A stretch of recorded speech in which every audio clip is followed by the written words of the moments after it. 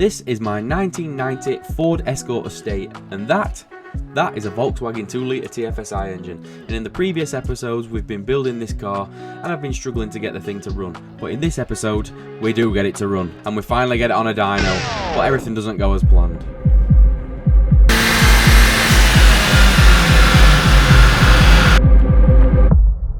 But before we get to all that good stuff, let's rewind a couple of months, where we left off in the last episode. So after the last episode, I had some decisions to make where I'm going to go with this build. From the way I see it, I had a couple of choices really. Choice was, I do the loom myself, as I explained in the last video. That was an option, or another option that got put on my plate was Joe at JBM Performance offered to do the loom for me. Now, I'm also going to apologise at the moment if I'm talking a little bit funny. I had a feeling this morning. So yes, I'm not having a stroke. Half my face is still quite numb at the moment. So I'll just get that out of the way. But yes, if you've watched the build, if you've been following the build of this car, in the earlier episode you'll have heard me say that it was going to go to JBM Performance anyway, because we was going to run it on Joe's dyno once the engine was running. Joe was the one who did me the deimmobilizer on the ECU. So that basically means the ECU will no longer care about having to speak to the instrument cluster. It will no longer care about having to speak to everything else immobilizer related. Essentially give the ECU the power it wants and it will run the car. So Joe did all that for me already anyway, months and months ago. Back in 2024, like August time, probably earlier than that actually, probably more like July time when Joe did that for me. But anyway, I've come to a decision. Now, I've thought about this long and I've thought about this hard, and it's not been an easy decision what I'm going to do. I decided that I'm going to take Joe up on his offer and I'm going to let Joe finish me the wiring loom. Now, as I say, this wasn't an easy decision. I run the risk of putting my build in somebody else's hands yet again and being delayed or it not getting done or yada, yada, yada. Thing is, Joe, I like to consider Joe a friend. I didn't actually know Joe could even do the loom, otherwise I would have just asked him to start with. But yeah, I consider Joe a friend. Joe's obviously seen the hassle I've had, and I'm pretty sure he's not going to want any backlash for not doing it. So I'm 99% sure Joe is going to get me this job done. He promises me it will get done in a timely manner. So what date is it today? Today is the 14th of January, 2025. I am dropping this car off to Joe on the 28th of January. Joe says it'll take him a couple of weeks, but he's bound to hit some issues, so I'm not going to hold him to that. I mean, a month would be respectable, wouldn't it, to have it running? But we shall see. Now, I know what you're all thinking. Oh, you said you were going to do it yourself. Yes, I could have done it myself. The issue with doing it myself is just the amount of research, the amount of homework, what I'm going to have to do, tracing wiring diagrams. It's not my forte, guys. It's really not. You've seen my fabrication skills. I'm a decent fabricator. I'm not a wiring expert. And if you've followed the build series, you've seen the amount. I mean, it doesn't look like it at the moment because half of it's missing out of the car, but it's all in there. It's all a complete car. You've seen the amount of work I've put into all the fabrication, making sure everything was absolutely perfect. The last thing I want to do is let it down on the wiring. Joe's a lot more confident to do it if I am, but I tell you what, hats off to him. He did say it will help me along the way. He even said he could even come down here. He'll help me with any wiring diagrams I need. So yeah, hats off to him. And also thank you to all you guys. The amount of messages I've had, recommendations, the amount of companies what have contacted me saying they could help me with this. Honestly, thank you to all of you. It is very much appreciated. But Joe is local. I've done a bit of work for Joe in the past. I've taken money off Joe. I'd like to give my money back to Joe. So yeah, that's the top and bottom of it. Now, I've got myself a Morrison's meal deal here. Once I can feel my face, I'm going to eat some dinner. And I'm going to try and revive my love for this car. Today, I need to do a little bit of wiring on it. You saw in the earlier episode, I managed to get it cranking off the starter wire. I do need to do all that wiring today. I do need to wire that up properly so the engine will crank off the key. I need to do the reverse light switch. I need to do the coolant temp sensor. All of that is all stuff I'm going to do today. And I'm just generally going to try and revive my love for this car because at the moment, I'm going to be honest with you, I'm not feeling the love anymore. The problem is with a project like this, as it drags on longer and longer and then you run into issues, the love just starts to disappear. And that's exactly where I'm at with the build at the moment. Not feeling the love with it, but I'm not a quitter. And I've put so much work into this, I'm not going to let it beat me. I am going to get it done, and we are going to wear this car run, and we are going to rip the Escort down the road at some point. But, so, if you haven't watched the previous episodes, go and have a watch of them. It's a brilliant build series, to be honest with you. From when the Escort actually run with the old engine in, and then the Leon, the donor car, what the engine came from. We were driving that, and then the strip of both cars, and obviously all the build, everything has been documented on this. If you want a binge-worthy series and you don't want to watch Love Island, go onto my YouTube channel, click on playlists, and the playlist is called Retrofitting a VW Engine in My Mark IV Escort. And the entire build series will come up. Very binge-worthy, you can sit and watch them all. But if you haven't watched the last episode, well, you'll know I ran into an issue with another company. Another company sort of betrayed me and essentially messed me around for months and months and months. And what I was left with is this absolute bird's nest, which is no good for no one. It's absolutely scrap. It's completely scrap. Top and bottom of it was, I sent a company a complete template of the car, where I wanted the wiring loom to run, where the batteries were, where the fuels were, where the fuel pump, throttle pedal, clutch pedal, brake pedal, etc, etc, etc. And essentially, the lad who messed around and did this didn't follow the template at all. It's absolute garbage. The whole thing is garbage. We will just be ripping the entire... Oh, I'm sure Joe will. Since Joe will be doing this part, but I'm sure Joe, if I was doing that, I wouldn't even entertain anything that's being done. I would be starting completely from scratch. I'd be laying my template out on a board and starting from scratch. Now, Joe said he didn't want to do it on the template way. He said he'd sooner just do it on the car, which is fair enough. So today's job is going to be this for me. So this is the original engine loom. So if you're not familiar with Volkswagens, they usually run like a two-part loom. So on your ECU, what have I done with it? Don't have, ECU's here, look. So ECU, you've got two plugs. You've got a big plug and a small plug. Now, the small plug on your wiring loom is almost standalone. So the small plug, everything on this engine, so like fuel pump and temp sensors and all that sort of stuff, is all on the engine loom. Now, this is basically standalone as it is. This just basically feeds everything on the engine. Now, there is some broken plugs on that, which is what is in this bag here. So I've got numerous plugs from TPS. I went round the full loom, looked at the ones that were broken. I've ordered new ones. And my job today is I'm going to replace all the broken plugs on this loom, and I'm going to put that loom back on the engine. Joe's going to want it on the engine. He's only going to have to do it, so I'll save him some time and some effort. I'll replace the plugs on it, and I'll put the loom back on the engine. So the other part of the loom is what's giving grief. So the secondary part of the loom is what your throttle pedal's on, your brake pedal's on, your lander sensor, all that type of stuff, the fuel pump. That's essentially where the ECU gets its power on that side. So you're going to have your ignition lives and your relays and all that stuff. That's the type of stuff what kind of blows my mind that I'm not really good at it. So we're going to chuck that in the boot. Today's job, let's get this wiring loom sorted. Let's get that back on the engine, and let's repair the...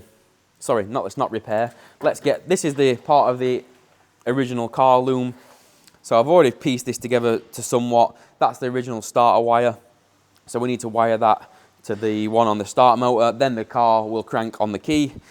That is the temp sensor, which if you've seen in the other episode, we did a temp sensor from an Escort. We modified the housing, put that in there. So essentially the temp gauge on the Ford dashboard will still work. So that's what that one's for. I'm not too sure what these other ones are for. One of them is reverse light switch. I think it's that one. I think one's reverse. No, it's not. That's too big. Might be that one. That might be reverse light switch. I don't know. I need to pull diagrams up and have another look. But that's essentially what I'm going to be doing today. I'm going to be getting reverse lights working. I'm going to be getting all that stuff done. So, without further ado, I'm going to struggle to eat my dinner. And then let's try and get some love back for this Escort. Let's see what we can get done with this loom then. So, I've got 4 broken plugs, if I remember correctly. I went through the loom, called TPS with all the part numbers, and you can buy the actual plugs individually, look. So they're not cheap, they're about £6 a piece. You can get cheap Chinese ones off eBay or whatever, but I'll just get the genuine ones and I know they fit. So that's what we're gonna have to do. Have to change them. So this one that I've labelled FP, the fuel pump. I don't know how well you can see it on camera, but tabs broke on it. So usual thing when idiots who don't know how VW plugs work, they'll grab hold of it with a pick, pull it, bump, snap it off, and that's that. So we don't want anything like that. We want to get it right. So the little blue thing, which is like your pin lock, if you just pull that out, and then we've got these little things which are various universal, I don't know what you call them, terminal tool maybe, something like that. Just got to find the one that looks like it's about the right size. Probably say about that one. And then you have to sort of, I'll show you when I take it out what it looks like, but you have to sort of push the terminals. That may have done it. Yep, there we go. So that's one. We'll just do the other one. Right, actually, we better label which way they come out of the plug, haven't we? We don't want to get them in plug wrong way. So just bear with me a second. Don't want to cause any more wiring headaches. So what we're going to do is we're just going to put a yellow dot there and a yellow dot there on the old plug. That way I know exactly which wire comes from which terminal on the plug. That one's good. Right, we better pull the other one out. What have I just done with my terminal tool? Which one were it? That one. Yeah, nice little click. I don't know if you can hear it on the camera. I'll bring you a bit closer and show you, look.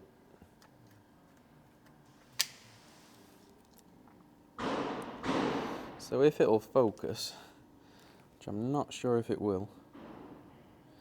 Come on. This camera doesn't really do well close up. I think that's about best you're going to get. You can see there, look. You've got two little terminals, two little flaps as such.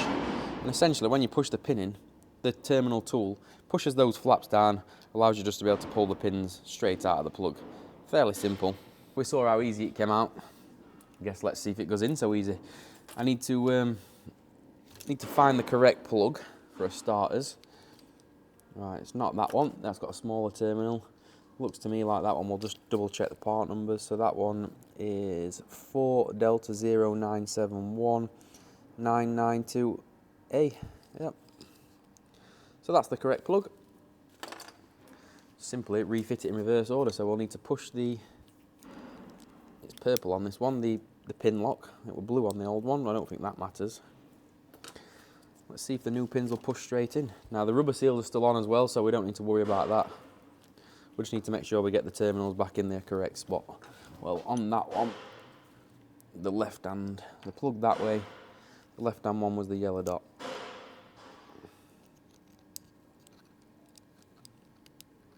Will it click in, is the question.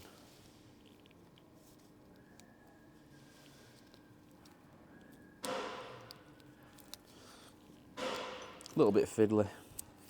A lot fiddly actually. Right, we'll just do them one at a time.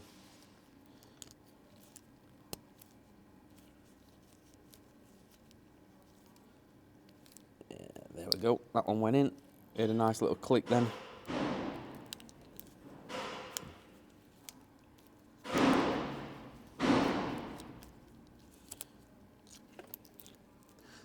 There we go. Click, click. I don't know if you heard that on camera, but they basically both just click straight in. We've got the wires the right way around. Now it's just a case of pushing the pin lock in. Bosh. It's one done. One brand new plug with no breakages. So fuel pump one is done. We better put FP back on that, and then we'll know what it's for, won't we?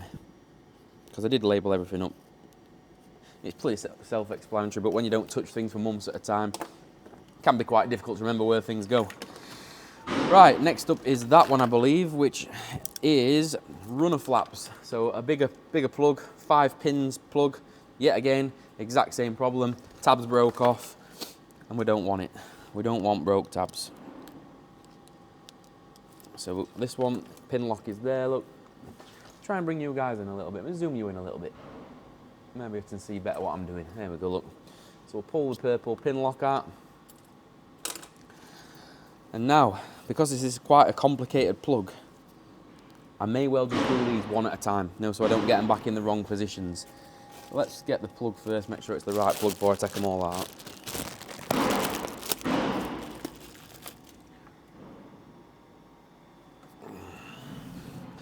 Right, so the plug looks correct, 5 pins, part number match, 1JO973705. Part number's good, part number matches. I guess, right, let's just do these one at a time and then we'll not muddle them up. That's not the correct one.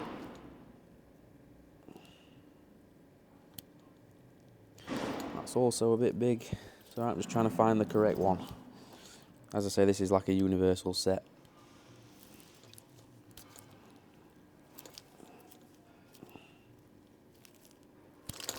one don't feel correct neither. Let's try a smaller one than that. Where is the smaller one? It's there, look. That looks like it might be the one.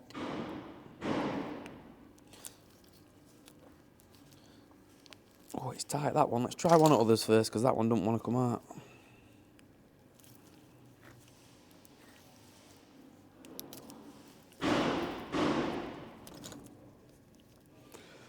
Whoa, none of them do. Tight, that. Well, while I'm just struggling here, I'd like to just take this opportunity to thank all the channel members. Gained quite a few recently. What is a channel member? Well, nothing really. It's just there's a small fee. I think it's $1.99 a month. You get access to a couple of perks. You get videos early. Not a lot really, but every little helps, you know. Every little helps like that. Every little bit of money, what I gain from the channel, I don't pocket any of it. Invest it all straight back into the channel. So, yeah, I do appreciate every single one of you. There is a little WhatsApp group, which is quite funny. Quite a few of us in there now. It's just banter really in there. And we are also arranging a members-only go-karting session at PFI in Newark. So if you're local to me, you'll know where that is. PFI is an amazing go-kart track. As soon as the weather warms up, the members are going to be going go-karting there. So if you do want to get on board with that, join the members. I do appreciate every single one of you that does. I managed to get that pin out of there, by the way. I'm now on to the second one. Happy days. Right, I'll probably speed this up. This is probably going to take a while. I've got 3 more to do on that, so I'll probably speed this up a little bit now.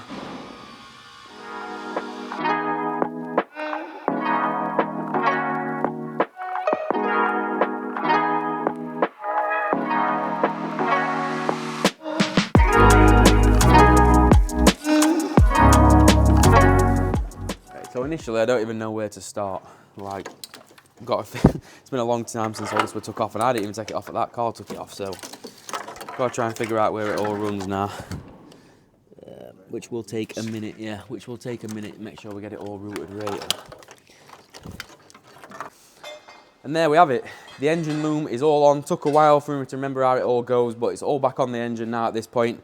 I've also been doing a little bit of playing with the original Escort wires. I've had power probe on. I've not showed you just because it'll be boring, just boring content. You'll fall asleep. But yes, so all engine loom's back on.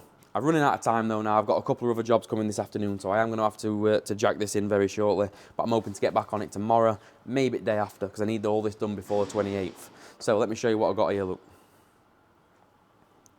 So this is the original Escort wiring loom. The basics, the essentials, what we need. I've just had wiring all pinned out with power probe. With ignition on, when you put earth to that, reverse lights come on, so we know that's reverse light switch. This one here, big thanks to Ben at Zanto Sport, because I weren't sure what that plug were. That is fan control, and so is that blue one. So yeah, massive shout out to Ben, he knows his stuff with these. We already knew that that one was coolant temp. When you put the temp sensor in there, heat it up with the heat gun, the temp sensor goes up on the dash, so that works. What's this one?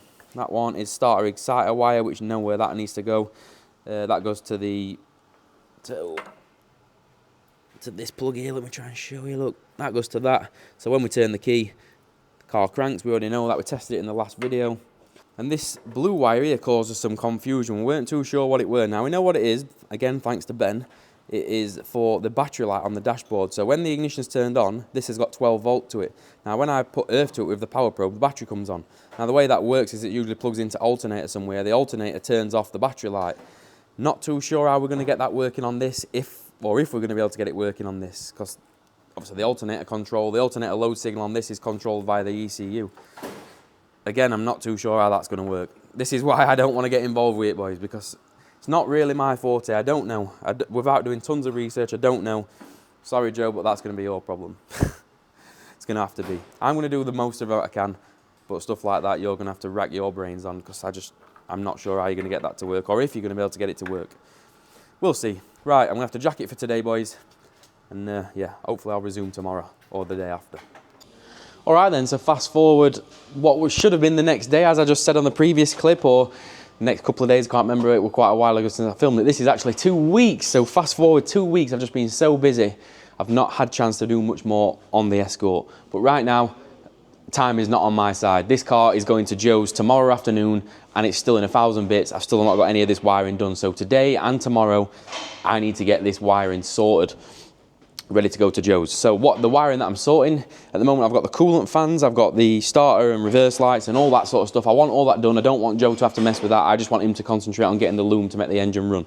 I want all this other stuff done. Now, here, let me pan you around a little bit. I've got a little test rig set up here. So let me explain what's going off here. So in the previous clips, I was saying that I'd got everything pinned out here. Now with a little bit of help from Ben at Zanto Sport, we tried to figure out what this original blue plug for. Now, after a little bit of Googling on CVH engines, pan you up a little bit of Googling on CVH engines and other stuff, we figured out that this went to a thermostat housing on the side of the cylinder head, and then it clips onto this, which is an Escort temp sensor. And you'll see there is an aluminium boss that screws into. That's going to be welded into the radiator very shortly. I'm going to put that in this part of radiator up here. Really, it wants to be in the top hose. I just haven't got space to get it in the top hose, so I'm going to do closest thing I can, and I'm going to put it as close to the top radiator hose as I can there. Now you can get various different ones of these that trigger at different temperatures. I think this one's pretty high, like 107 degrees or something along them lines, so that may well be too much. We may have to change that at a later date. But first we need to know what the wiring does. So we think that goes to there, which it does plug into there, and that's that. So the way that will work, when it gets to a certain temperature, it's only a 2-pin, it will complete a circuit. So at the moment, we'll check that in a minute, which is why I've got all this out. You can't see it, it's a power probe.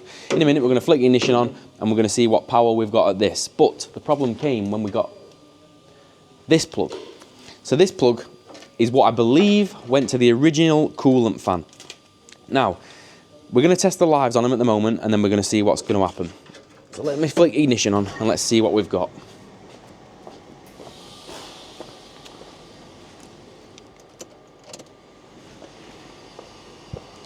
Okay, ignition is on. So let's check this blue plug to start with. The blue plug. Right, we've got 12 volt at the left pin, which, can we see the colours? Looks to be just a solid black wire. So we've got 12 volt at that. Other one is dead, nothing. Right, the black plug down here. Now I'm expecting this to be the opposite. I'm expecting to have an earth at this plug and no live, if it's going to work how I think it's going to work. Right, there's the earth, that's a good start. Nothing. Right, that's a good sign. I think this is going to work how it's going to work. So what I'm going to do is I'm going to get this is just a TIG rod, just a stainless steel TIG rod, and I'm now going to bridge the pins on that blue pin. What that's going to do is that's going to simulate that the temperature sensor has reached its trigger point, and I think it's then going to send a live to this plug and it will complete a circuit. We should have then a live and an earth. If that's correct, that needs wiring to the fan control, so this wire here. That then needs put into them, I believe. Let's see if it works. Let's bridge that. All right, no sparking or else, that's a good sign. Right, so now at this black plug, we should have a live and an earth. There's the earth, buzzing. There's the live. Right, that's working as we think it is. So now let's go one step further and let's actually plug it into the fans. So the earth is that one. The live is that one. So now, if I bridge this blue pin now, that fan should fire up. There we go. Woo-hoo-hoo. And it's also working the right way. It's working on a pull effect. So it's sucking coolant, it's sucking the air through that way, which is the way that I want it to work. So that's good. Now I've got the, which way have I got the wires at that? So I've got the black in the red. So the original fan must have worked the opposite way around, but I don't want that. I want the fan to work this way around. I want it to pull. So that is working fine. Happy days. There we go, boys. Now what we've got to do is actually sort all this wiring actually out, rather than just all being dangling all over the place. The next job now is we need to get this wired in properly. We need to get this radiator in. You'll notice here, look, I've actually put a plug on this. A little nice waterproof plug. Now I did only have 3-pin ones in stock.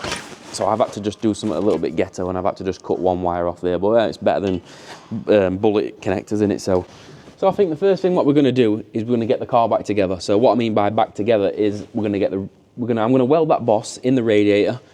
Then we're going to get the radiator back in, we're going to get the boost pipes back in, the coolant lines, we're going to get everything back in where it should sit. And then I'm going to know where I can run these wires neatly. And I want it all back together for Joe anyway, so he knows how it all goes. Yeah, that's what we're going to do first. We're going to get that, I've got an alloy wheel to repair down there anyway, so we're going to get that boss welded in that radiator, and then I'm going to start putting all this wire, well, I'm going to start modifying all this wiring so it sits nice and neatly where we want it. Now we know what everything does. Literally, I know what everything does now. The only thing I don't know what I'm going to do with is the battery light one. I'm going to ask Joe about that. If I put it to an earth, it will bring the battery light on, but obviously then it's going to be on permanently and we don't want that. Not too sure how we're going to get around that. We might not be able to. I'll ask Joe about it, but other than that, I'm not too worried. I can live without a battery light. If it dies, doesn't it? We've actually had a change of plan. I was going to put it in radiator, change my mind. This is the T-piece on top. I didn't think I was going to have enough room to get it in, and one thing I can tell you is it's going to be crazy tight, but I'm going to attempt to get it in there. It will be better on the hose coming out of the radiator than in the radiator itself. This will give us a much more accurate, true reading of the coolant temperature coming out of the radiator. We're going to put it in there, and if it cocks it up, if it doesn't work or whatever, I can always make another one of these, but I think we'll be fine. So we're going to put it in there instead. I've changed my mind. Great, there's that in there then. Welded that boss in. I'm very, very surprised that didn't warp. I was so careful trying to weld that, make sure I didn't warp it. But looks like we're good. Right, so I've done most of this soldering. I've got all the intercooler back in. I've got radiator back in. All this is all bolted up as it should be. We're almost ready for bumper. The one thing I do want to check is I want to check I've got the fan wired the right way. So you can get a fan to either do pull or push. So push is when it blows air this way. Pull is when it sucks air that way into engine bay. Well, we want to be sucking cold air into the engine bay, dispersing. We don't want to be trying to blow hot air out. Don't really work that way. So we're going to try it, and hopefully that piece of paper is going to stick to that. So let's see. So I do need to heat shrink wires and stuff yet, and I do need to run all wires neatly. I'm going to do that in a sec, but so there's the fan on. Now this, if I've got it right way, should stick to the intercooler, just like that. See, that's the way we want. We want it pulling hot air. We want it pulling cold air into the engine bay. Happy days. Right, the fan's wired right way. We're happy on that. My solder joints are good because it's all soldered together. Right, last thing is going to be just to tie these. Well, I'm not going to film all this just because it's going to be boring. I don't want video to be boring. No one wants to see me soldering for God knows how long. It's boring. No one wants to see me putting all this back together. If you want to see that, you're interested in it, go watch the episode of me building it all. You can see me putting it all back together then. So there's not really going to be a lot to see here. But once I've got it all together, we're going to run through everything. We're going to check it all together. We're going to make sure it cranks on the key. We're going to make sure reverse lights work. Can't really test the coolant temp sensor or the fan switch because there's no coolant in it, don't run. We need to get it up to temperature for that. Right, everything on this car is all back together, all intakes back in, ECUs back in, batteries back in, everything's all connected up. So this will crank off the key now. All front end is all back together, ready for bumper to go back on. Let's have a little try a few things then. Let's see if it does crank off the key. Let's see if reverse lights work, which they should do. Let's just crack that bolt down. So reverse lights, let's see if they work. Let's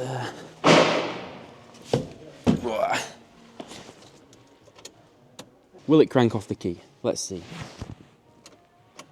Not with a dead battery, it won't. Well, that's a fail. Let's see if reverse lights work. So reverse is not down and right. That's how it used to be on the original one. That's actually now 6 gear. It's running a 6-speed VAG box, so that should be reverse. Hey, reverse lights work. Well, one does. I don't know if it's supposed to have two. I'm guessing it is. Right, let's put booster on. Let's see if it'll crank on key. We've got boost back on. Car's on fire. Watch to make sure no sparks or does out weird. See if it'll crank on key. Now we've got some juice. Ready? No. Right, why? Did I plug it back on? Now I'm thinking, did I actually even plug it back on starter motor? Oh, I've put everything back together as well. Did I plug it back on? Hold that, let me have a look. What's that off?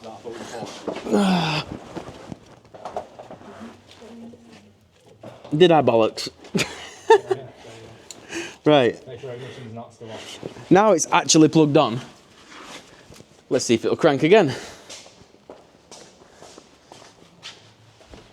Are we ready? Third time lucky. Hey! Right, so it cranks off the key. Reverse lights work.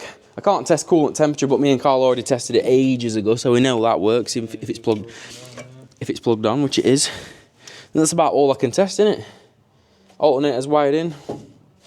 That's it, innit? All I need to do now is put bumper on. That's for Joe. Probably spin it on a few more times, check oil level. Yeah, could do. Could spin it on a few more times, make sure oil level's right.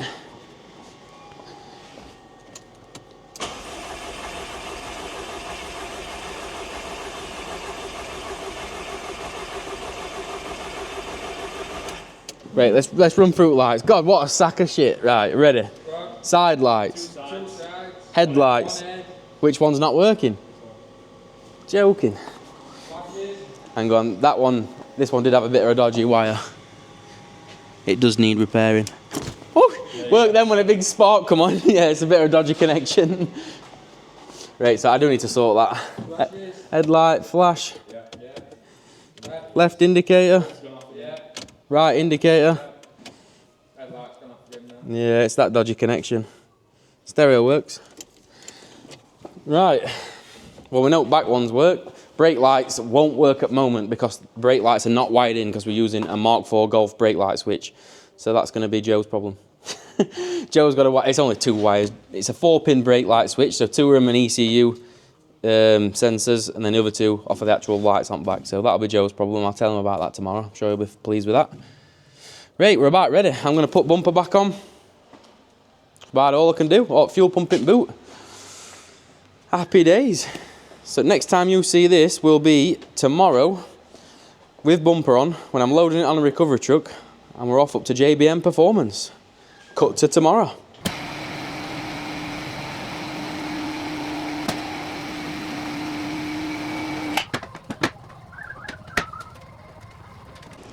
Here we are then, JBM.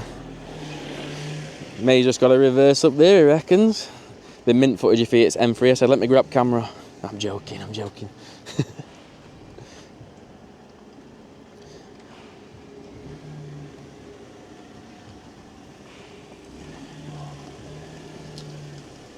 Like a professional. Anyone would think he does it for a living.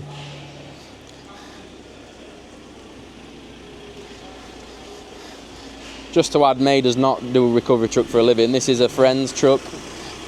Danny Metals. That'll do, yeah, this is not his day job, he's a pen pusher. So reverse that up like a professional. Lovely jubbly.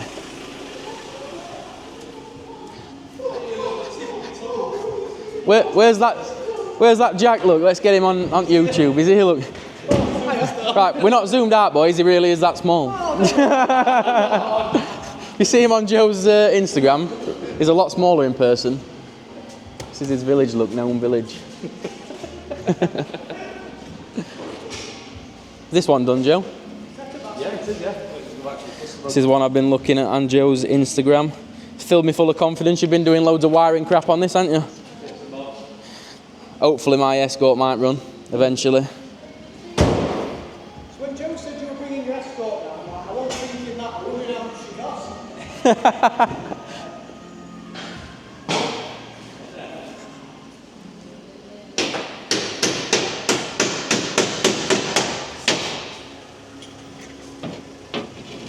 Will it ever run again? She's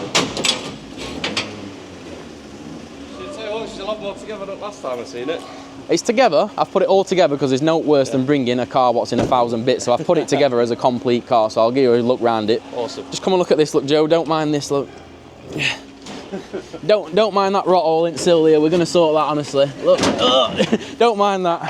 I'll stop us wiring it up. Nah. So plan is when it does run, obviously I'm gonna sort all that out on it, and I'm probably gonna paint it. I haven't decided yet. Can't make my mind up whether to leave it a patinaed sleeper or paint it. I don't know yet. I haven't made my mind up. To be decided. Man of your skills, Joe, this is an easy job, mate. Easy, 10 minutes. I don't know about 10 minutes, but... It cranks on key and everything. She's ready to go. Yeah, I've done all that wiring for you. I've done your reverse lights. I've wired alternator up. I've wired alt battery up. She cranks on key. I've even done all cooling fans for you. She's a winner. Just need to get me throttle pedal and ECU to power up. No She's a goer. We'll get that done. We'll get template that you. No, I've left that at home. Well, I binned it actually. It pissed me off looking at it earlier. We'll get it all unloaded, then we'll have a look around it. I'll show Joe all around it, and we'll decide if he wants us to put it back on truck or not. Got plenty of cars outside here, Joe. Yeah, a bit busy. Plenty of cars outside here. There's only 3 here, right? Is there 3 here? 4 if you include James, I suppose. 3.5. Jack's 3.5. Joe's M3, look. He's been toying with idea of doing something with exhaust, so we might see this on channel one day. This is the one that you've done all crank on and that? Yeah, crank done. I need to come to you at some point. Yeah, you might see that on channel at some point. See if we can get it top of that leaderboard list. We'll see. I had a new one of these in today, the new shape one. G80? Yeah, G80 I wanted to do. Same as what you want, the mid-pipe job, innit? Where you put his old particulate filters in, apparently no one, it will can tune them or something. You got to send ECU off, it's £1,000 or something. Yeah. Can be done, but you've got to send it to them first. Yeah. Well, I think he's just going to book it in for an X-Pipe res delete, which I've told him is an epic waste of time. You may as well just go and chuck your money outside in wind. I said it won't make a blind bit of difference, but I think he's still going to book. I think he's still going to book it in anyway. So. Joking.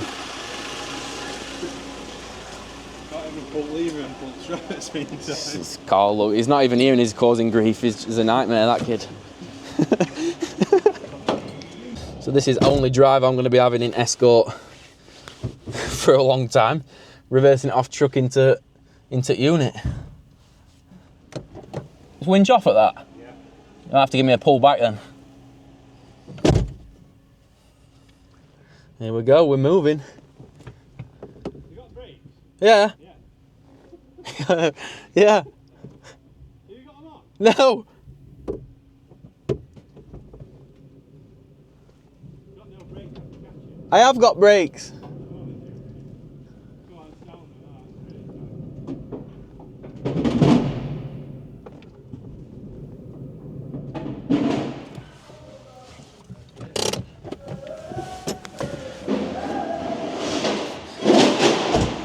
There it is, boys. There it is. She's come on a recovery truck. Hopefully she drives that. We'll see. She's a dream in there.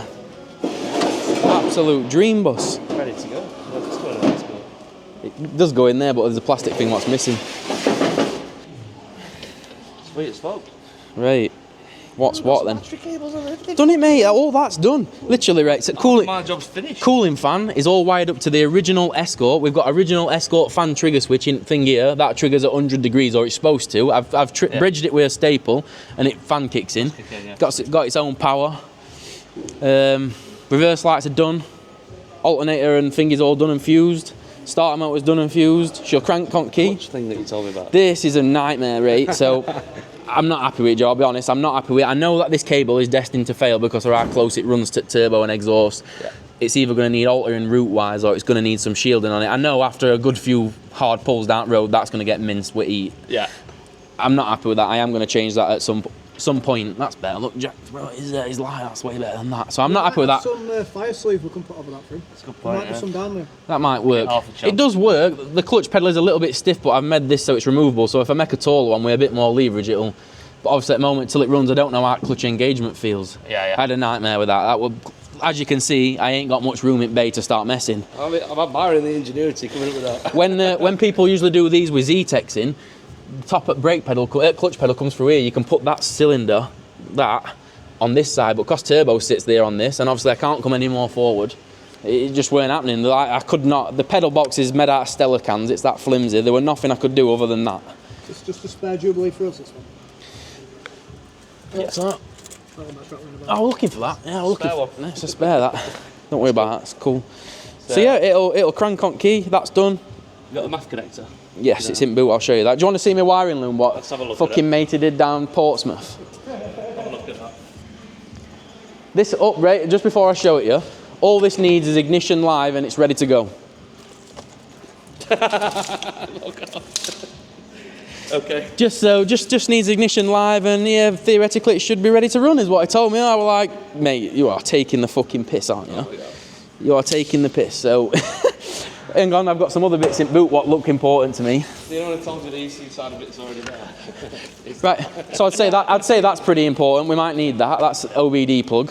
Only if you want OBD. Yeah, I don't know what they were planning on doing with fuel pump controller, but that were in box. They weren't planning on using it. I'm glad you got that because we are going to use that. Yeah, fuel pump controller. I've even got the relay for it, which I don't know if you'll want or not. Sound.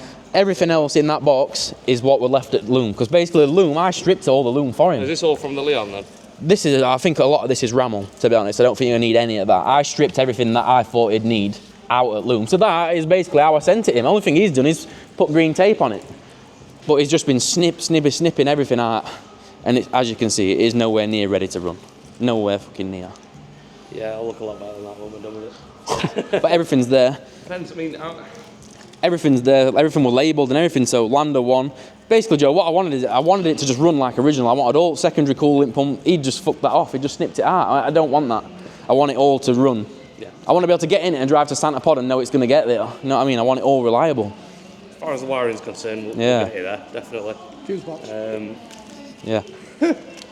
That's How as far neat do you want it? Because like there's like super neat Tech Flex DR25 wiring looms, or if you want it don't want it taped up so it looks a bit better than it is, but just do me a good job. I want it fairly neat. Yeah, I don't want a cobble job. I want tape like factory then. I want it fairly neat. It's like your factory loom tape, and that Yeah, probably yeah. suffice for the build that it is.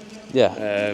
I'll be a I've lot put cheaper a- than doing it with anything. I've put a heck of a lot of effort into the rest of the car. I don't want to skim pump wiring, which is the whole reason why I'm not doing it myself. Yeah, I want it right. that's fine.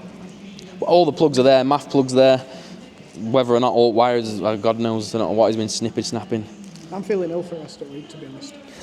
Feeling dodgy. I'm having a dodgy takeaway tonight. This is not me. This is What's no that? problem there. You've got an accelerated pedal, what's wrong with you? Yeah, So see. that's the only bit we need. I mean, your caddy. Have you hit the pedal mounted? Pedals mounted in there for you. Sweet. It's literally, you'll have this done by weekend. This is just ready to rock. You can breeze it. Pedals in there. The caddy's the other way around. The wiring's done, but nothing's mounted. Gear knob might spin you out. It's got 5-speed Ford gear knob on, but it's running a 6-speed O2M, so reverse is not back and right. So when you do get it running, you try and reverse out. That's fine. We'll get that.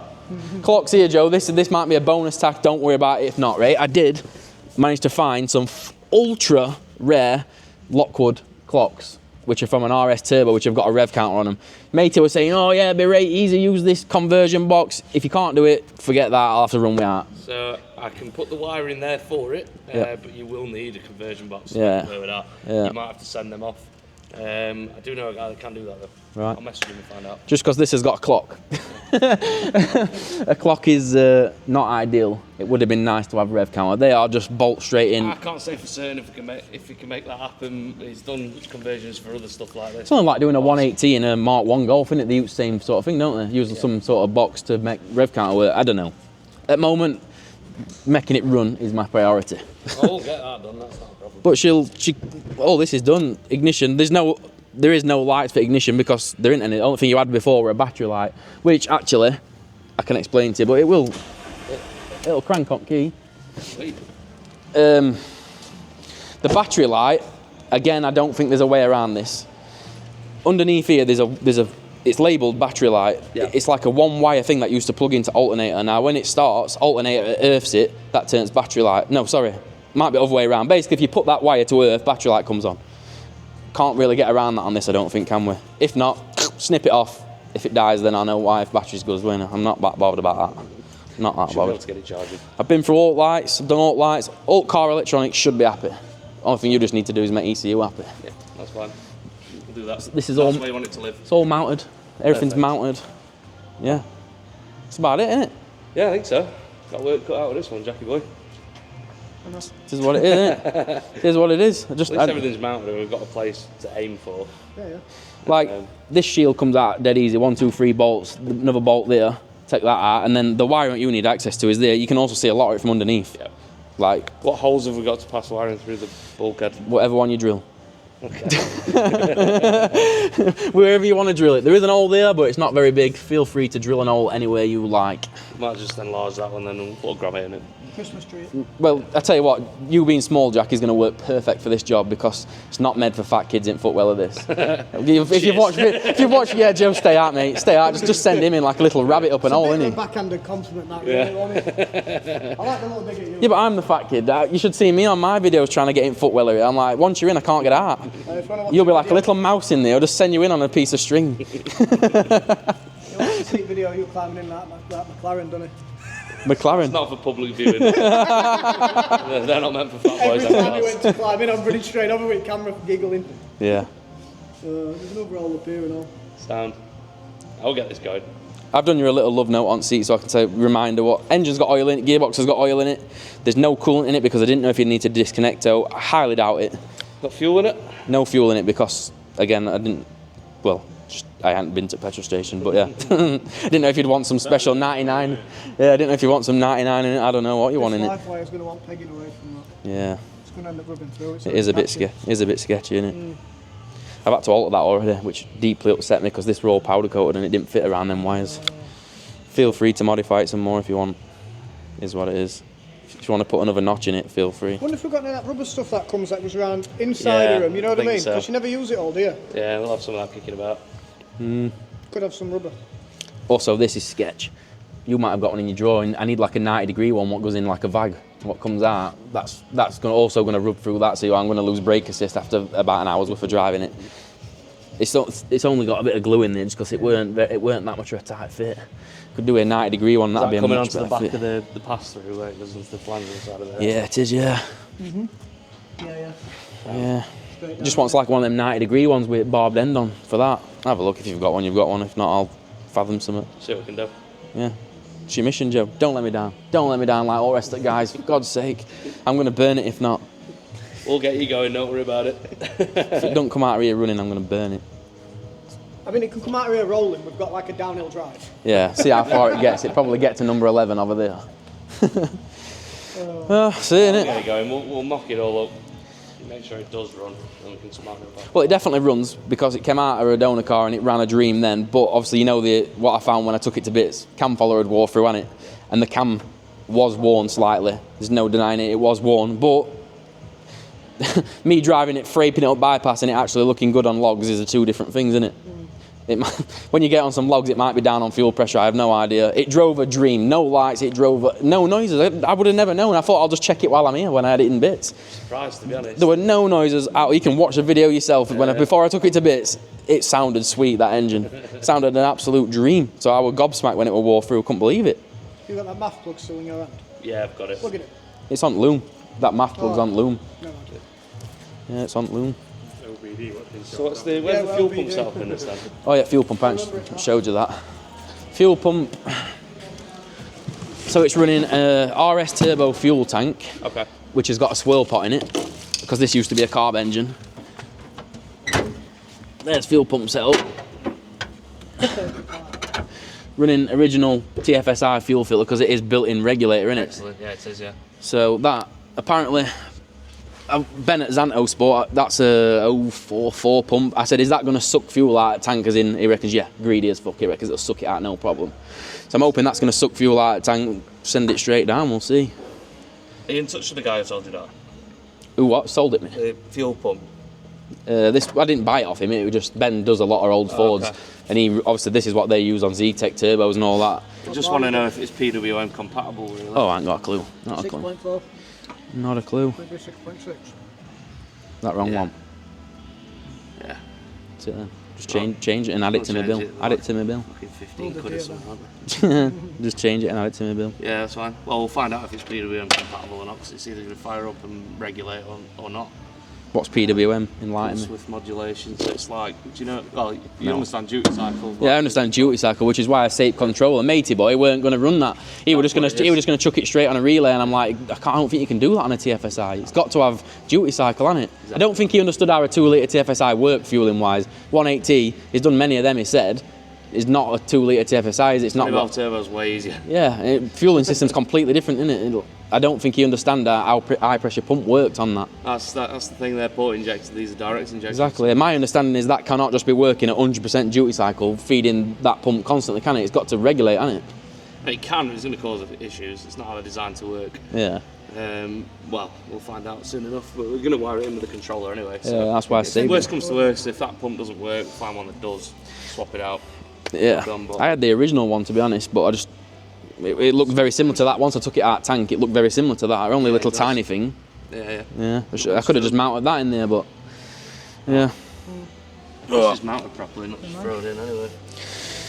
Yeah, well, Fuel fitness, same push fitness. there's just no room for anything. Digging it. Get this fired up. That room brake cleaner. Yeah. What's your predictions, Joe? Do you think it's going to be an absolute handful to drive? Because I reckon it is. I think it's going to be absolutely savage. Something like this, yeah. I think it's no ABS. It's got a diff in it. One drive shaft's about this long. At least you've done that. Yeah. So at least it'll spin both wheels, not just one. Yeah. My expectations are, I reckon we'll be able to spin third, maybe bottom end of fourth in this. With these little wheels on. What tyres you got? Ditch finders. Mate, it's got drum brakes. Everyone keeps saying what you're doing with brakes. I'm like, at the moment, not my concern. I just want to get the thing running. You don't need to worry about stopping when you don't go. Exactly. I'll get it going, then I'll concentrate on stopping. Obviously, like I said, Sill's got an hole in it here. That hole needs addressing, needs sorting. Fine. But I'll sort that. Bit of expanding foam. Paint it black. Stick a £10 note over it when it goes into the test. I'll just test it. How's that? Yeah, that's not my concern at the minute. Once it runs, we'll get some brakes on it. I'm led to believe zetec. I can't remember now. Ben told me some Fiesta fit on there with an adapter. Yeah, ST170, that right. I'm led to believe ST171's fit. As for back drums, I don't know. Maybe because we've upgraded, I don't got a clue.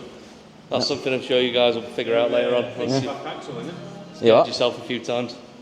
Audi TT Quattro back. Yeah, that'll be next, yeah. It'll end up with a fucking cutting tunnel out and we'll convert it to Quattro with a switch. Halvex conversion. God, that would be an absolute weapon then, wouldn't it? That would be a rate sleeper. Put an Haldex switch on it. Year. Yeah, I'll get it running first. See what I think to it. See if I even like it. So I love the car. Love them engines. I've tried to combine them both. Does it work? Don't know. We'll find out, ain't we? We hope so. Stay tuned. Stay tuned. Right, we're going to leave it with Joe. Then we're going to leave it in Joe's capable hands. Hopefully, next time I see this, there's probably going to be some messages off Joe telling me it needs this, it needs that, and blah blah blah. I'm expecting that, but it is what it is. It's good to get it out of my way. I've got a RZR buggy coming that's staying with me for a bit anyway, so I'm just going to play with that. You can play with this. Enjoy. Sick of looking at it. Sammy, yeah, I'll get pressed on with it. Keys in it. There it is then. I know I've said this before, feels like deja vu, but hopefully next time I see that knacker, it'll be driving out on its own steam. I reckon, mate, are you confident? I hope so. Joe's sounded confident. So. He seems confident, doesn't he? He reckons he aims to have it running within a week. Now that is a bold statement, but we'll see. He's got a cemented reputation, so we shall see. Let's get back. Home time now, early finish for me, believe it or not. What time is it? 5:15. Quarter past, oh, not by the time we get home, will it? No. Middle of Sheffield, where Joe's place is, through all traffic and everything. Right, next time we see that Escort should be, I mean, it's not got no MOT road, but looking on Joe's industrial estate, I reckon we'll get a little rip out of it.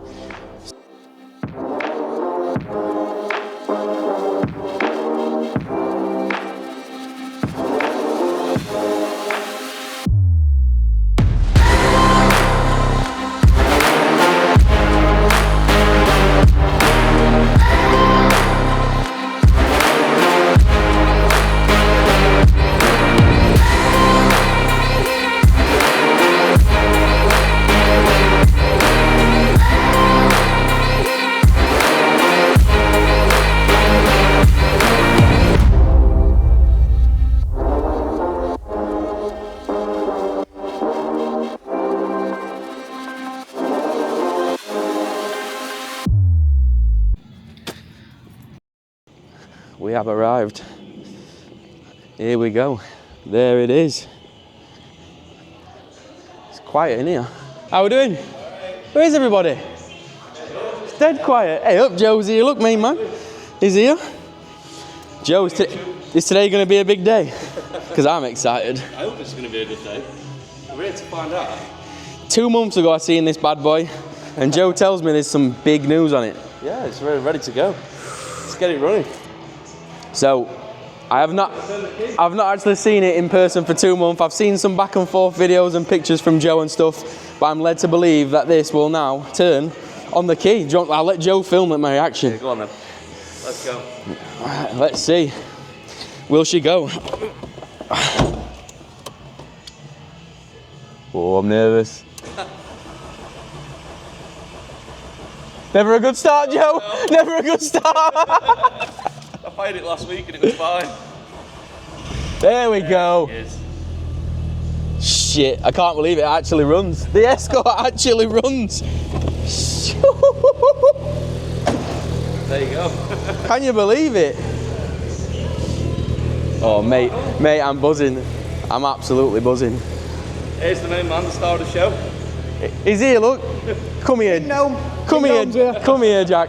We've had some back and forth on Instagram, haven't we? We've had some back and forth, but honestly though, we've had a bit. If you've been following on Instagram, we've had a bit of shit with Jack, but honestly, I can't thank him enough. He is actually this small. Like, I'm not really tall. He is actually this small. He's 70% brain in his body weight. And Jack, this is your big moment. Do you want to tell everybody what pin 32 does? He was dying to tell us all what pin 32 did on Instagram. Just feel, I only feel, mate. Shall we get a rev? Shall we see what she sounds like? Quick cold rev. Oh, I'm bothered about a cold rev.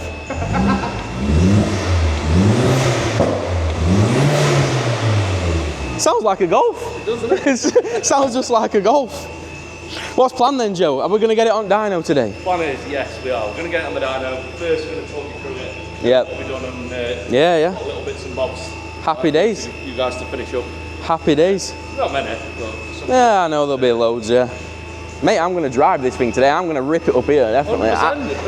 It's not even got any red plates on, but Agreed to a driveway burnout. when do we ever give a shit about not having insurance? Get off the dyno in one piece. Yeah. Rip a driveway burnout. Oh, no problem. Deal. No problem. No. We keep up G-plate if you want. Yeah. No problem. If she makes it off at dyno, we'll rip it. No problem about that. Still to be done. The main bulk of it, what we have done is the split fuse bob. Yeah. So now there's a bunch of riv nuts already under there. Yeah. So what we did do, we can tie it down with a couple of bolts with these spacers. Yeah. To what's already there, but it puts it at a bit of a silly angle. Don't worry about that. I'll drill some new holes in there. Then that's fine. I was going to propose, ideally, if you could make like a little bracket for it to sit on. Yeah. That'd be perfect. Yep. Sound will do that. So that's that. We can mount it temporarily while we're messing with that. Yeah. No worries. Other thing, we had one of these like call them wing nuts. Battery. Yeah. Put that off for a normal nut because it was rocking up on it. Alright. Yeah. Did it to go fire it up, it all went dead. What's going on there? Shit, that is close to bonnet, that, isn't it? Yeah. But with that on, it's alright. There is clearance. So as long as the battery's fast down properly, which it is now. That's slightly concerning. If I do put it on its roof, that'll be the first thing to set car on fire.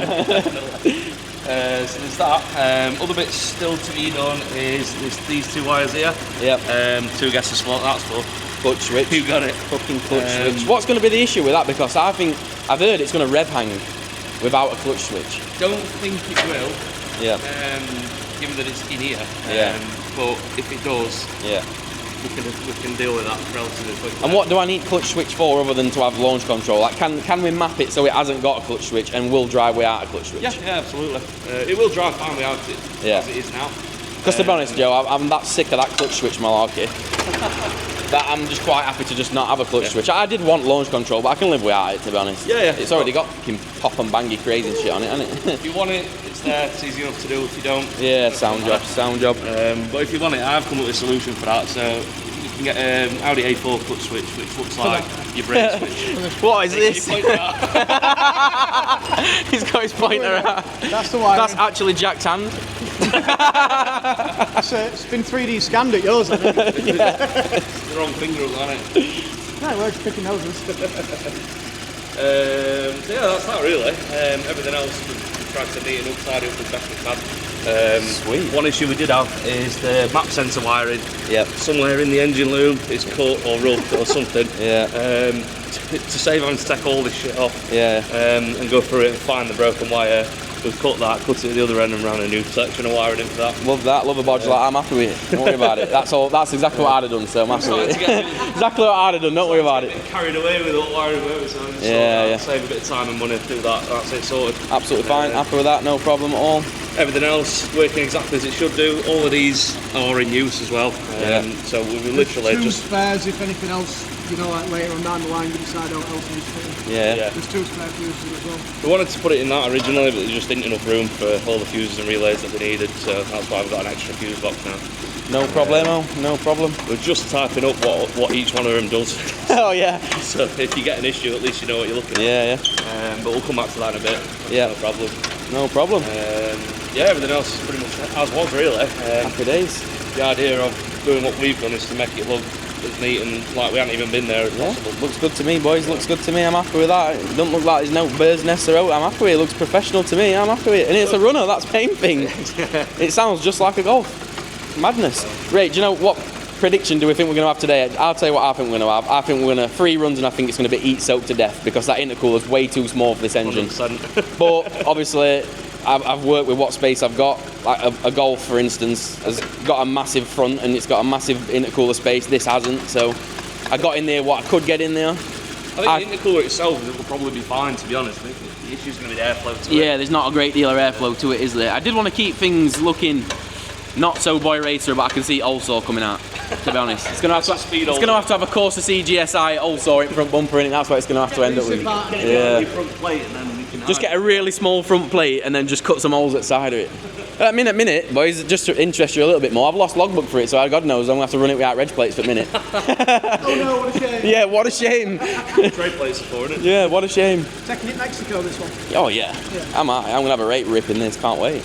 If it actually makes it off dyno, which it might not. But it will. It might not. I think it's going to make it off dyno. I think one of these shafts is going to snap this. I feel like that's what Won't be that one. That one will be good. If anything's going to snap, it'll be this little one. But if it does break, it breaks. They're only temporarily, to be honest, because they scare me. I won't be confident doing 140 on them. They were to get it running, but obviously now I can just take them to a shaft place and just say, right, make me that. Yeah. So it's dead easy now. Yeah. If anything's going to break, it'll be that one. But what we've got in its favour is it's very light. It's got little tiny wheels on it. It's probably just going to want to spin wheels before it breaks the shaft. I think so. I think the wheel spin's going to be. I think this is going to. Still got the factory different then? No, it's got an LSD in it, so it is going to do number 11s in 3rd gear, definitely. Yeah, definitely. So there we go, boys. Again, a huge thank you to these two. Took a bit longer than planned, but we don't mind. They've done a good job on it, so I'm more than happy, and I don't think they're doing it for free either. I've come with a pocket full of readies for these boys, so excellent. Yep, they're going to get paid for all their hard work. Don't worry about that. And like I say, we are going to get it on the dyno today, and we are going to see what it does. My expectations probably about 270 horsepower-ish. We'll see. That's what it was supposed to be on that ECU. But I don't know. We'll see what happens. 270 in this will be an absolute riot. It will be a riot. It'll be scary to drive it. I think so. It will be absolutely scary to drive. It's an old shitty estate. So let's have a look. What all other stuff what these boys have done. Blooming it, they've even hoovered it out. It's cleaner than when I bought it. Pump nice and quiet. I'm expecting that to be a lot louder than it is. Well, there's potentially an issue with that. So that I believe is that an 044 pump? It is, yeah. Yeah. So they're brushed, which creates an issue with the controller. So that's a PWM controller. I think it might kill it. PWM and brushed pumps don't really go very well. So the issue we've got there is that even when the ECU is requesting as small a duty cycle as possible, that pump's just running flat out. So it does create an issue where it's targeting sort of 4 bar at idle and it's giving it 6.5 no matter what. So it could be an issue with that controller. There's a couple of ways to do it. You can either keep the pump and get a different type of controller that will work with it, or you can get a brushless fuel pump that will work with a factory controller. Right. Either way, that's something that can be addressed later. There's going to be some issues, isn't there? There's going to be some issues. We know that. It's not a straightforward job. There's going to be some issues. I guess we've just got to find out what they are. We just got to guess. Who knows? Fuel pump might die then today. Who knows? Well, to be fair though, they're designed to run flat out. It probably kill the controller, not the pump. The controller will die, not the pump. Not the pump. The pump's not going to be a problem, but yeah, it could create issues with the controller. We'll see. If controller dies, we'll just have to just wire it 12 volt for today, but we'll see. I think it'll survive today. I think it's just going to be when it's ran for long enough to get some heat in it. So for those of you wondering about the dashboard, what does the dashboard look like? Well, not a lot, in all honesty. Even though I have got the 5-speed Ford gear knob on, underneath there secretly is the 6-speed O2M shifter stack, so it is actually running 6-speed gearbox. We've got no rev counter, we've got no speedo, we've got nothing, to be honest. Oh, temp gauge works. Happy days. Got a full jerry can of the good stuff. So that went to plan. Joe just got me to move it that way. I couldn't resist. I thought I'll have a quick go on industrial estate, and within 30 seconds, snapped passenger shaft. I don't know if we can get it. Remember when I skimmed all that weld off on lathe and I thought we were right hard? Yeah, well, bit me in arse now. Luckily Joe's got a welder. I'm just going to weld it back together and we're going to leave weld on this time. Go on, Jack. I'm Laugh. sorry to say it, I said it a busted middle to you, though, did I? Have a laugh. Get it out of your way. I say it a busted middle. Right, so plan is, I had a feeling that might happen. It is what it is. I'm just gonna MIG it up. Joe has got a TIG set here, but he's not got any mild steel rod, which I could have done with. So we're just gonna bevel it out. I'm just gonna send it with MIG, and we're gonna see what happens. Jack called it. It's not pretty, but if it sees me through today, it'll do me. I'm welding on foreign tools. So I'll it together for now. I don't know if it'll last. We shall find out. Right, so success story. Yes, the drive shaft broke first attempt at driving it. I'm gutted I didn't even get it on film, I'll be honest. I just went to try it outside. I should have filmed it, what a penis. But anyway, I've welded it back together. I've just had a round 2. It now works all right. And Joe's just gonna eat his sandwich and we're gonna get it on the dyno. Happy days.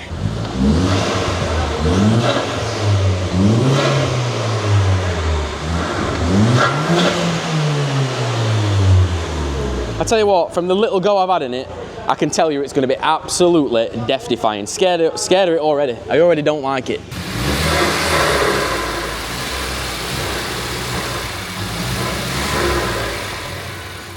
Not bad.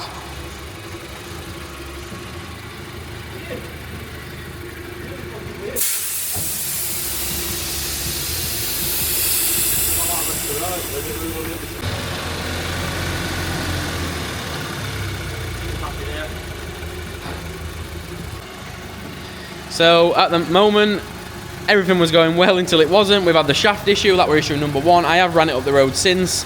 It is happy with that now. The shaft didn't break on the second time. A little bit of a bodge, but I will get some custom shafts made up. But Joe was just reversing it up the dyno, strapping it all down, and then the engine started coughing, started spluttering, and cut out essentially. So we've been trying to get his head around what it were, and we're monitoring it on VCDS, and we're watching the load going up and the pressure going down, and we thought the fuel pump had died. Turns out it's not the pump. It's the actual fuel pump controller itself. So at the minute we've just got it rigged up to a 12-volt supply and everything's working fine. The pump's good. It's the actual controller. So the controller, that's the second one it's killed now.